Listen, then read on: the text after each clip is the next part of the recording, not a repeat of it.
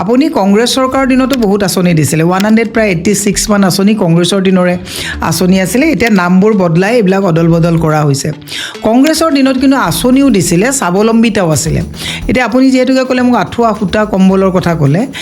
আঁঠুৱাটো দিছিলে মেলেৰিয়া মহৰ কাৰণে যাতে মানুহ বাচিব পাৰে সূতাটো দিছিলে আপোনাৰ যাতে মানুহে 6খন গামোচা বৈ 4খন বজাৰত দি 2খন নিজে ব্যৱহাৰ কৰিব পাৰে অৰ্থনৈতিক স্বাৱলম্বিতাৰ কথা কুকুৰা দিছিলে হাঁহ দিছিলে গাহৰি দিছিলে ইকনমিক ডেভেলপমেণ্টৰ কাৰণে দিছিলে কিন্তু বিজেপি চৰকাৰে এতিয়া এই গোটেই কথাটো যে 1250 টকা আমি দিছে একদমেই বেয়া পোৱা নাই 1250 টকা দি মহিলাসকলক আকৃষ্ট কৰিছে মহিলাসকলৰ মই এটা কথা কৈছোঁ আমি লক্ষ্মী সৰস্বতী দুৰ্গা বুলি কয়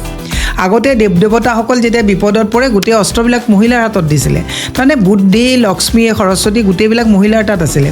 এতিয়া বুদ্ধি ভ্ৰষ্ট এই চৰকাৰখনে কৰিলে এনেকুৱা এটা বাতাবৰণলৈ মহিলাক লৈ গ'ল মহিলা 1250 টকাৰ পিছত নদৌৰিলে উপায় নাইকিয়া হ'ল